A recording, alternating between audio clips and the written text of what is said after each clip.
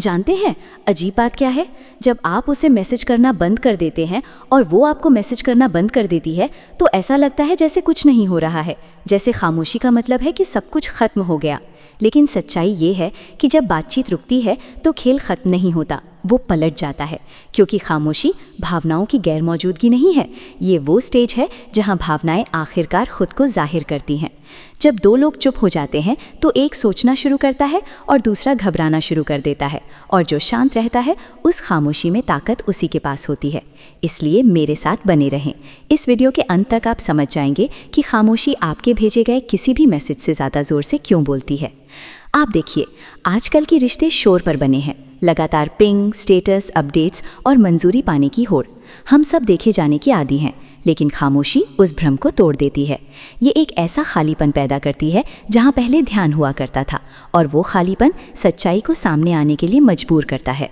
जब आप दोनों एक दूसरे से संपर्क करना बंद कर देते हैं तो वो खामोशी एक आईना बन जाती है, और उस आईने में जो दिखता है वो उनके बारे में नहीं होता, वो आपके बारे में होता है।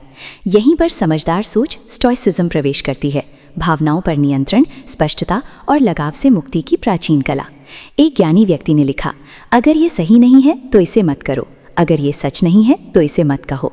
खामोशी अपने शुद्धतम रूप में सही और सच दोनों है, क्योंकि ये छेड़छाड़ की गैर मौजूदगी है, ये मंजूरी के लिए भीख मांगने से इनकार है, ये बिना शब्दों की सच्ची ईमानदारी है। लेकिन ज़्यादातर लोग ये कभी नहीं समझते कि जैसे ही बातचीत रुकती है मनोविज्ञान हावी हो जाता है। जब आप उससे संपर्क करना बंद कर देते हैं तो दो शक्तियाँ चुपचाप लड़ने लगती हैं, आपका अहंकार बनाम आपकी शांति। आपका अहंकार कहता है उसे मैसेज करो, बस एक और मैसेज, वो तुम्हें भूल जाएगी। आपकी शांति फुसफुसाती है, इंतज़ार करो, देखो उसे अपनी गैर मौजूदगी महसूस करने दो।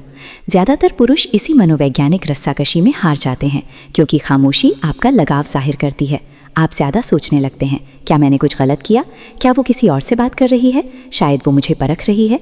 लेकिन ये कड़वा सच है, वो आपको नहीं परख रही है, ज़िंदगी आपको परख रही है, वो भी अपनी खामोशी में है। और उसके दिमाग के अंदर एक और खेल शुरू होता है, टालने का चक्र, अवॉइडेंस साइकिल। शुरुआत में उसे राहत महसूस होती है, कोई दबाव नहीं, कोई मैसेज नहीं, कोई उम्मीदें नहीं। फिर जैसे जैसे दिन बीतते हैं वो राहत जिज्ञासा में बदल जाती है, फिर संदेह में, और आखिरकार भावनात्मक तड़प में। क्योंकि जो चीज़ पहले आज़ादी लगती थी वो अब नुकसान जैसा महसूस होने लगती है। टालने वाला दिमाग आपकी कीमत को केवल आपकी गैर मौजूदगी में ही समझता है। जब आप पीछा करना बंद कर देते हैं तो आप उसके अहंकार को खिलाना बंद कर देते हैं, और अचानक उसे उस खालीपन का सामना करने के लिए मजबूर होना पड़ता है जिसे आपकी मौजूदगी भरा करती थी। यहाँ वो है जो ज़्यादातर लोग चूक जाते हैं। खामोशी निष्क्रिय नहीं है, ये सक्रिय ऊर्जा है। ये वो पल है जब भावनात्मक संतुलन फिर से सेट होता है, जब सारा पीछा करना, सारी कोशिश, सारा नियंत्रण पलटना शुरू कर देता है। आप देखिए, आकर्षण और ताकत कभी भी स्थिर नहीं होते, वे इस बात पर निर्भर करते हैं कि पहले कौन खामोशी तोड़ता है। जो लंबे समय तक शांत रहता है वो ठंडा नहीं होता, वो केंद्रित होता है। उसने अपनी कीमत पर समझौता करना बंद कर दिया है, उसने कनेक्शन के भ्रम का पीछा करना बंद कर दिया है और खुद के अंदर मौजूदगी बनाना शुरू कर दिया है। जब आप संपर्क करना बंद कर देते हैं तो कुछ गहरा होता है, आपकी खामोशी एक आईने में बदल जाती है जो दूसरे व्यक्ति के व्यवहार को बढ़ा चढ़ा कर दिखाती है। अगर वो सच्ची होती तो वो आपकी गैर मौजूदगी को महसूस करना शुरू कर देती और खुद संपर्क करती। अगर वो चालाक होती तो वो कहीं और ध्यान चाहती। किसी भी तरह से खामोशी सच्चाई को शब्दों से ज़्यादा तेज़ी से उजागर करती है, और यही समझदारी का फ़ायदा है, दुनिया के घूमते रहने पर भी स्थिर खड़े रहने की क्षमता। एक ज्ञानी ने कहा था, ये मायने नहीं रखता कि आपके साथ क्या होता है, बल्कि ये मायने रखता है कि आप उस पर कैसी प्रतिक्रिया देते हैं। आपकी खामोशी आपकी प्रतिक्रिया है, ये कोई कमज़ोरी नहीं है, ये भावनात्मक अनुशासन है जो ताकत का सबसे ऊंचा रूप है। मैं अभी आपसे सीधे बात करता हूँ, क्योंकि ये वो परीक्षा है जो असली ताकत को परिभाषित करती है। जब आप दोनों एक दूसरे से संपर्क करना बंद कर देते हैं तो आपका दिमाग समापन चाहेगा, और आप कुछ समझाना, ठीक करना या साबित करना चाहेंगे। ये स्वाभाविक है, ये इंसानी पक्ष है। लेकिन एक समझदार व्यक्ति ये जानता है कि समापन बातचीत से नहीं आता, ये स्वीकृति से आता है। अगर कोई सच में आपको महत्व देता है तो आपकी गैर मौजूदगी आपके लिए बोलेगी। आपको उन्हें अपनी कीमत याद दिलाने की ज़रूरत नहीं है, वे इसे आपकी खामोशी में महसूस करेंगे। यही भावनात्मक नियंत्रण की सुंदरता है। आप लोगों को वापस जीतने की कोशिश करना बंद कर देते हैं और खुद को वापस जीतना शुरू कर देते हैं। सबक सरल है, खामोशी सज्जा नहीं है, ये संरक्षण है। आप उनसे हेरफेर करने के लिए उन्हें नज़रअंदाज नहीं कर रहे हैं, आप खुद का इतना सम्मान कर रहे हैं कि उस व्यक्ति को अपनी कीमत समझाना बंद कर दें जो इसे पहले से जानता है लेकिन भूलना चुनता है। और यहीं से आपकी ताकत वापस आती है, क्योंकि जब आप संपर्क करना बंद कर देते हैं तो आप उन्हें नहीं खोते, आप खुद को वापस पा रहे होते हैं। तो वास्तविक जीवन में ये कैसा दिखता है, इसे व्यवहारिक बनाते हैं। जब आप दोनों बात करना बंद कर दें तो उस खामोशी को चिंता से न भरें, इसे उद्देश्य से भरें। व्यस्त हो जाएं, दिखाने के लिए नहीं बल्कि खुद के विकास के लिए।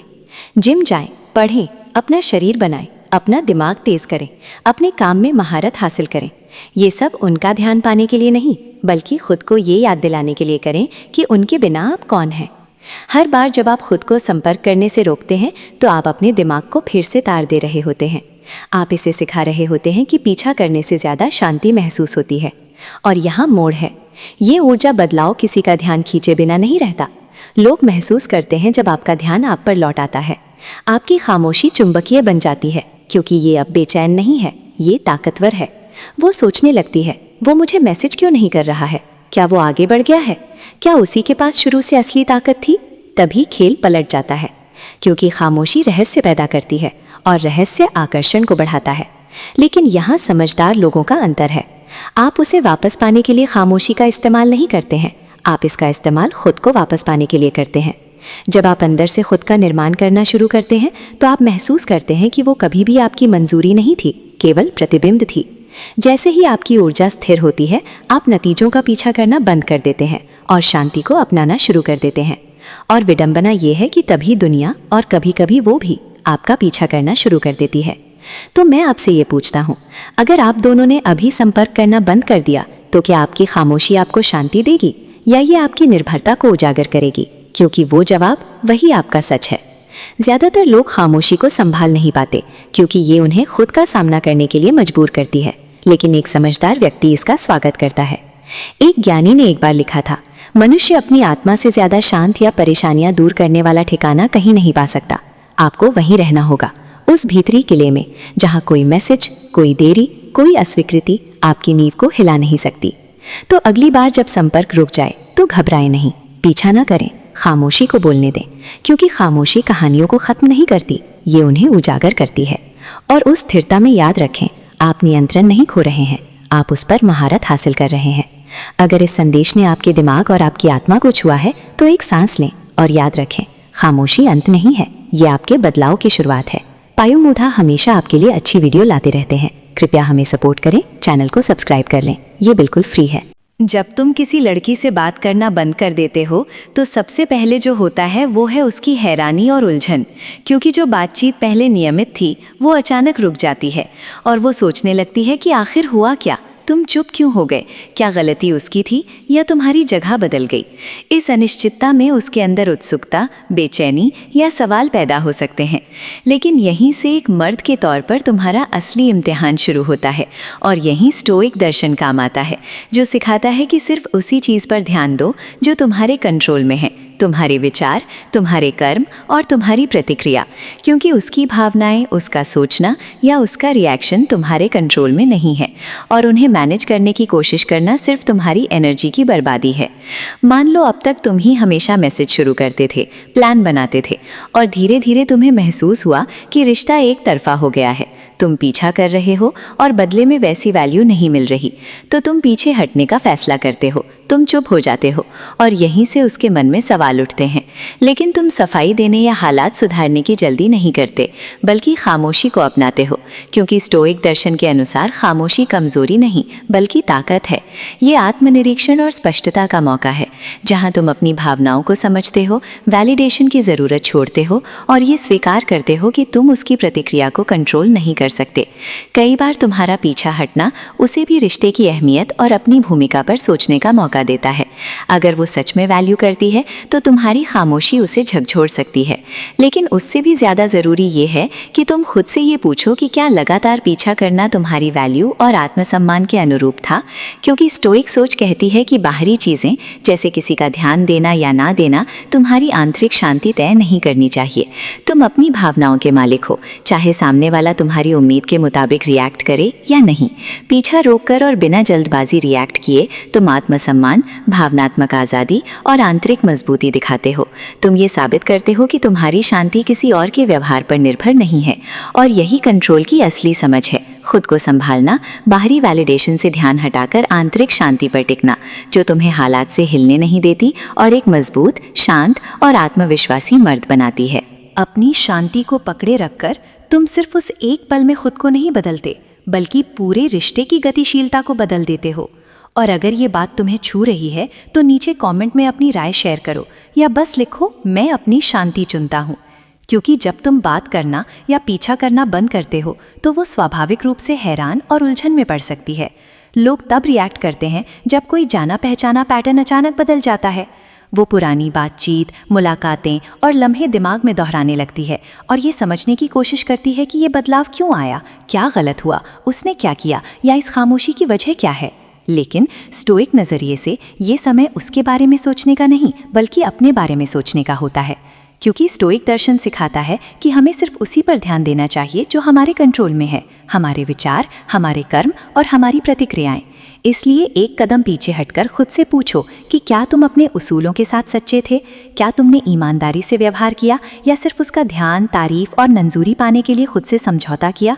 क्योंकि एक स्टोइक याद दिलाता है कि तुम्हारी कीमत इस बात से नहीं आती कि कोई तुम्हें कितना वैल्यू करता है, बल्कि इस बात से आती है कि तुम अपने उसूलों के साथ कितनी मजबूती से खड़े रहते हो। अगर तुम हमेशा मैसेज करने वाले, प्लान बनाने वाले और उसका ध्यान पाने के लिए दौड़ने वाले थे और अब तुम ये सब रोक देते हो, तो वो ज़रूर नोटिस करेगी। लेकिन उसकी प्रतिक्रिया का इंतज़ार करने या ये सोचने की बजाय कि वो वापस आएगी या नहीं, इस खामोशी को आत्मनिरीक्षण के लिए इस्तेमाल करो। खुद से पूछो कि क्या तुम उसका ध्यान पाने की कोशिश में खुद को खो रहे थे, क्या तुमने अपनी हदें और वैल्यूज़ को नज़रअंदाज किया सिर्फ रिश्ते को बचाने के लिए। और अगर ऐसा था तो ये पछतावे का नहीं, बल्कि खुद को मजबूत करने का मौका है। क्योंकि स्टोइक आत्मनिरीक्षण का मतलब खुद को दोष देना नहीं, बल्कि ये समझना है कि तुम कहाँ भटके और वहाँ से कैसे बेहतर बन सकते हो। सकता है वो भी रिश्ते पर सोचे और अपनी भावनाओं या हरकतों पर दोबारा विचार करे, लेकिन वो तुम्हारे कंट्रोल में नहीं है। तुम्हारे कंट्रोल में ये है कि तुम इस खामोशी का इस्तेमाल कैसे करते हो। क्या तुम इससे बढ़ोगे, क्या तुम अपनी ज़रूरतों और वैल्यूज़ के साथ खुद को फिर से संरेखित करोगे। यही फ़र्क करता है। क्योंकि एक स्टोइक मर्द मैसेज का इंतज़ार नहीं करता और ना ही सुलह की उम्मीद में बैठता है। वो इस मौके को अपने चरित्र को मजबूत करने और ये समझने के लिए इस्तेमाल करता है कि वो ज़िंदगी और रिश्तों में असल में क्या चाहता है। और कई बार जब तुम पीछा करना बंद करते हो तो वो तुम्हारी हदें पर रखने की कोशिश कर सकती है, अचानक कैजुअल मैसेज भेजकर या सोशल मीडिया पर कुछ ऐसा डालकर जो तुम्हारा ध्यान खींचे। ये ज़रूरी नहीं कि उसका इरादा बुरा हो, अक्सर ये बस ये देखने का तरीका होता है कि क्या तुम अब भी पुराने ढर्रे पर लौटोगे। और यहीं ज़्यादातर लोग डर के कारण गलती कर बैठते हैं, डर कि वो खो ना जाए, डर कि वो आगे बढ़ गई हो, और इसी डर में वे जल्दी रिएक्ट करके फिर से पीछा शुरू कर देते हैं। लेकिन ऐसा करके वे ताकत से नहीं बल्कि असुरक्षा से काम करते हैं। जबकि स्टोइक दर्शन यही सिखाता है कि असली ताकत अंदर से आती है, अपने उसूलों में स्थिर रहने से आती है। और आखिरकार जब तुम पीछा करना बंद करते हो तो तुम अपनी खुशी किसी और के हाथों में देना भी बंद कर देते हो। तुम अपनी ताकत वापस लेते हो, क्योंकि शांति और संतुष्टि बाहरी मंजूरी से नहीं बल्कि अपने उसूलों के साथ जीने की प्रतिबद्धता से आती है। और यही रास्ता है सच्ची शांति और आत्मसम्मान का, चाहे वो वापस आए या ना आए। और दूसरों की सनक से हिलता नहीं। जब कोई लड़की तुम्हारी हदें परखती है तो वो शायद ये देखना चाहती है कि क्या वो अभी भी तुम्हारे व्यवहार को प्रभावित कर सकती है। लेकिन एक स्टोइक मर्द मजबूत खड़ा रहता है। वो जानता है कि उसके कंट्रोल में सिर्फ उसकी अपनी हरकतें, भावनाएं और विचार हैं। वो कैसे व्यवहार करती है, क्या सोचती है, या वो रहती है या चली जाती है, ये पूरी तरह उसके कंट्रोल से बाहर है। और ये बिल्कुल ठीक है। मान लो जिस लड़की का तुमने पीछा करना बंद किया वो कई दिनों की खामोशी के बाद तुम्हें मैसेज भेजती है। वो शायद ये देखना चाहती है कि क्या तुम तुरंत बातचीत में कूद पड़ोगे। लेकिन उत्साह या उसे खोने के डर से जल्दी जवाब देने की बजाय एक स्टोइक मर्द रुकता है और सोचता है कि क्या जवाब देना उसके उसूलों और लक्ष्यों के साथ मेल खाता है। वो स्थिरता और आत्मविश्वास दिखाता है, क्योंकि लड़कियां भी बाकी लोगों की तरह उस ताकत की ओर आकर्षित होती हैं जो दूसरों को कंट्रोल करने से नहीं बल्कि खुद को कंट्रोल करने से आती है। अब जवाब मांगने का दौर शुरू होता है। क्या तुमने कभी गौर किया है कि जब तुम किसी लड़की से बात करना बंद करते हो तो चीज़ें अचानक बदलने लगती हैं? एक पल वो बेपरवाह लग रही थी और अब वो जवाब मांग रही है, सवाल पूछ रही है और ये समझने की कोशिश कर रही है कि क्या गलत हुआ। इसे ही जवाब मांगना कहते हैं। और ये एक आम प्रतिक्रिया है जब तुम किसी से बात करना बंद कर देते हो जिसे पहले तुम्हारा ध्यान मिल रहा था। लेकिन असली सवाल ये है कि क्या तुम्हें सचमुच उसे जवाब देना है? मान लो तुम दोनों मैसेज कर रहे थे, शायद कुछ डेट्स पर भी गए, लेकिन फिर तुम्हें लगा कि ये रिश्ता कहीं नहीं जा रहा। शायद उसकी एनर्जी तुम्हारे साथ मेल नहीं कर रही थी या कुछ गड़बड़ लग रहा था। पीछा करने की बजाय तुमने बात करना बंद कर दिया। कई दिन बीतते हैं और फिर वो मैसेज करती है, जवाब मांगते हुए कि तुमने मैसेज करना क्यों बंद किया, कुछ हुआ क्या? और यही वो पल है जब कई लोग दबाव महसूस करते हैं कि उन्हें सफाई देनी होगी। लेकिन यही स्टोइक सोच तुम्हें ताकत देती है, क्योंकि तुम्हें किसी को ऐसी सफाई देने की ज़रूरत नहीं जो तुम्हारी आंतरिक शांति को भंग करे। इस तरह सोचो कि तुम्हारी शांति और तुम्हारी मानसिक स्पष्टता तुम्हारे हाथ में है। अगर उसे जवाब देना, उस स्थिति को फिर से खोलना है जो तुम्हारी एनर्जी खींच रही थी, तो शायद वो इसके लायक नहीं। स्टोइक दर्शन सिखाता है कि हमारे कंट्रोल में सिर्फ हमारी अपनी प्रतिक्रियाएं हैं, दूसरों की उम्मीदें नहीं। वो जवाब मांग सकती है, लेकिन तुम्हें तय करना है कि तुम अपने विचारों, भावनाओं और समय को कितना देना चाहते हो। मार्कस ऑरेलियस ने कहा था कि तुम्हारे दिमाग पर तुम्हारा कंट्रोल है, बाहरी घटनाओं पर नहीं। और इस संदर्भ में बाहरी घटना है उसका जवाब मांगना। लेकिन ताकत इस बात में है कि तुम जवाब कैसे देते हो। क्या तुम ऐसी बातचीत में उलझते हो जो पुराने जख्मों को फिर से खोल दे, या तुम्हें उस स्थिति में वापस खींच ले जिससे तुम मानसिक रूप से आगे बढ़ चुके हो, या फिर तुम खामोशी को ही जवाब बनने देते हो, क्योंकि आखिरकार जवाब मांगना एक स्वाभाविक प्रतिक्रिया है। लेकिन ये याद रखना ज़रूरी है कि जवाब के लिए हमेशा बातचीत की ज़रूरत नहीं होती। कभी कभी सबसे स्टोइक चीज़ जो तुम कर सकते हो वो है अपनी खामोशी बनाए रखना, अपनी शांति को बरकरार रखना और अनुत्तरित सवालों को ही जवाब बनने देना। ये ठंडा या बेपरवाह होना नहीं, बल्कि अपनी भलाई की रक्षा करना है। हर भावनात्मक मांग में उलझने से बचकर तुम अपनी शांति को कंट्रोल करते हो, और यही तुम्हारा मार्गदर्शक होना चाहिए। अब भावनात्मक प्रतिक्रियाओं की बात करें तो कल्पना करो कि तुमने उसका पीछा करना बंद कर दिया। बात शुरू करना, मैसेज करना, कॉल करना सब रोक दिया, और तुम अब उसे वो ध्यान नहीं दे रहे जो पहले दे रहे थे। ऐसे में अचानक भावनात्मक बदलाव शुरू होता है। वो शायद गुस्से से रिएक्ट करे, शायद उदासी से, या कभी कभी राहत के साथ। ये सारी भावनाएं इंसानी स्वभाव का हिस्सा है, लेकिन स्टोइक दर्शन को अपनाने वाले के तौर पर तुम्हें उसकी भावनाओं को अपने कर्मों या अपनी शांति को तय करने नहीं देना चाहिए। स्टोइक हमें सिखाते हैं कि भावनाएं चाहे कितनी तीव्र हों, वे अस्थायी होती हैं, मौसम की तरह, कभी तूफानी, कभी शांत, लेकिन हमेशा बदलती रहती हैं। उसका गुस्सा, उसकी उदासी या उसकी राहत ऐसी चीज़ें नहीं हैं जिन पर तुम्हें तुरंत रिएक्ट करना चाहिए, क्योंकि ये उसकी निजी प्रतिक्रिया है रिश्ते में आए बदलाव की। और जैसा मार्कस ऑरेलियस ने कहा था कि तुम्हारे दिमाग पर तुम्हारा कंट्रोल है, बाहरी घटनाओं पर नहीं। मान लो वो गुस्से से रिएक्ट करती है जब तुम बात करना बंद करते हो, और परेशान होकर मैसेज भेजती है या अपने दोस्तों से शिकायत करती है। ऐसे मौक़ों पर तूफान में खींचे जाना आसान होता है, और सफाई देने या बचाव में जवाब देने की ज़रूरत महसूस होती है। लेकिन स्टोइक नज़रिया ये है, तुम शांत और मजबूत रहते हो। तुम मान लेते हो कि उसका गुस्सा उसका है, उसे प्रोसेस करना उसका काम है, तुम्हारा नहीं। तुम्हें उसकी भावनाओं का बोझ उठाने की ज़रूरत नहीं। जैसा एपिक्टेटस ने कहा, महत्वपूर्ण ये नहीं कि तुम्हारे साथ क्या होता है, बल्कि ये कि तुम उसका जवाब कैसे देते हो। या शायद वो उदासी के साथ रिएक्ट करती है, मैसेज भेजती है कि उसे तुम्हारा ध्यान मिस हो रहा है। ये तुम में कुछ हिला सकता है, उसे सांत्वना देने की इच्छा जगा सकता है। लेकिन स्टोइक दर्शन हमें आंतरिक ताकत और भावनात्मक कंट्रोल की अहमियत सिखाता है। उसकी उदासी जायज है, लेकिन उसका रास्ता वो खुद तय करेगी। तुम्हें उसमें कूद कर उसे ठीक करने या उस खालीपन को भरने की ज़रूरत नहीं। उसे वो भावना महसूस करने और उससे गुजरने देना ठीक है, बिना खुद को उसमें उलझाए। और फिर ये भी हो सकता है कि वो राहत महसूस करे। शायद वो पहले ही पीछे हट रही थी, और तुम्हारा पीछा करना बंद करना वही था जो वो चाहती थी। ये हैरान करने वाला हो सकता है, शायद थोड़ा दुख भी दे, लेकिन यही स्टोइक दर्शन एक और ज़रूरी सीख देता है। तुम उसकी प्रतिक्रिया को कंट्रोल नहीं कर सकते, सिर्फ ये कि तुम उसे कैसे देखते हो और उसका जवाब कैसे देते हो। अगर उसकी राहत का मतलब है कि वो तुम्हारी मौजूदगी के बिना ज़्यादा खुश है, तो ये साफ संकेत है कि चीज़ें कहाँ खड़ी है, और तुम्हें इसे अपनी इज्जत और शांति के साथ आगे बढ़ने का इशारा समझना चाहिए। स्टोइक दर्शन का मूल ये है कि तुम क्या कंट्रोल कर सकते हो और क्या नहीं। तुम ये कंट्रोल नहीं कर सकते कि वो तुम्हारी बात बंद करने पर कैसे रिएक्ट करती है। उसकी भावनाएं सिर्फ उसकी हैं। तुम जो कंट्रोल कर सकते हो वो है इस स्थिति में तुम्हारा जवाब। क्या तुम उसकी भावनाओं को तुम्हें उसी पुराने ढर्रे में खींचने दोगे, या तुम अपने फैसले में स्थिर रहोगे, ये जानते हुए कि तुम्हारी शांति तुम्हारी सबसे बड़ी प्राथमिकता है? तो अगली बार जब तुम पीछा करना बंद करो और वो भावनात्मक रूप से रिएक्ट करे, चाहे वो गुस्सा हो, उदासी हो या राहत, स्टोइक सीख याद रखो, भावनाएं आती जाती हैं, लेकिन तुम्हारी आंतरिक शांति स्थिर रह सकती है। अपना ध्यान उस पर रखो जो तुम कंट्रोल कर सकते हो। जो तुम कंट्रोल नहीं कर सकते उसे छोड़ दो, और सबसे ज्यादा अपनी शांति की रक्षा करो। जैसा कि हम इन भावनात्मक प्रतिक्रियाओं पर सोचते हैं, एक कदम पीछे हटकर ये देखना जरूरी है कि हम कितनी बार दूसरों की भावनाओं को अपनी भावनाओं को तय करने देते हैं। यही स्टोइक दर्शन जबरदस्त ताकत दे सकता है। जब तुम पीछा करना बंद करते हो और उसकी भावनाएं बदलती हैं, तो बात इसकी नहीं कि वो क्या महसूस करती है, बल्कि इसकी कि तुम उसका जवाब कैसे देते हो। अगले टॉपिक पर जाने से पहले मैं तुम्हें अपने अनुभवों पर सोचने के लिए कहता हूँ। पहले जब तुम ऐसी भावनात्मक बदलावों का सामना कर चुके हो तो तुमने कैसे रिएक्ट किया? क्या तुम शांत रहे या भावनात्मक तूफान में खींचे गए?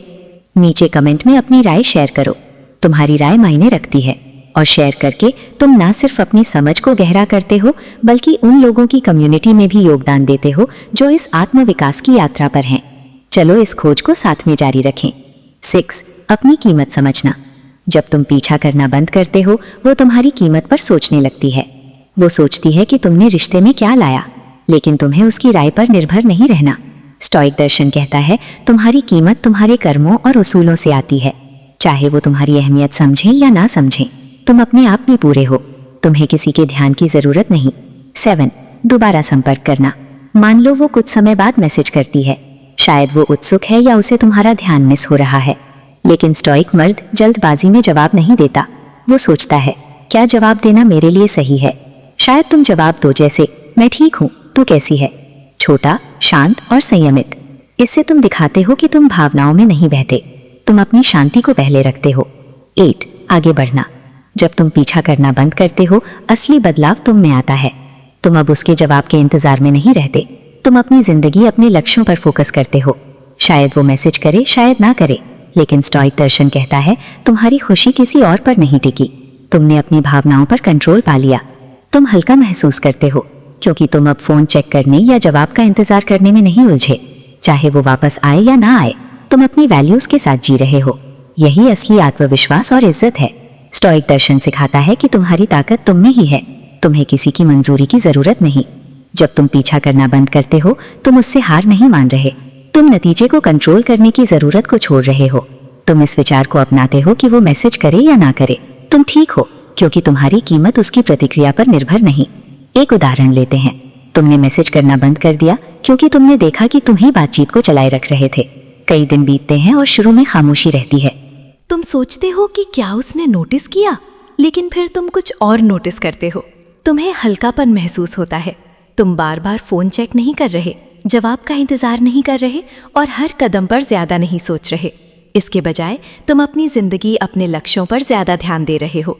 शायद वो आखिरकार मैसेज करे या शायद ना करे, किसी भी तरह तुम हिलते नहीं। तुमने अनिश्चितता में शांति पाली, और यही स्टोइक दर्शन की खूबसूरती है।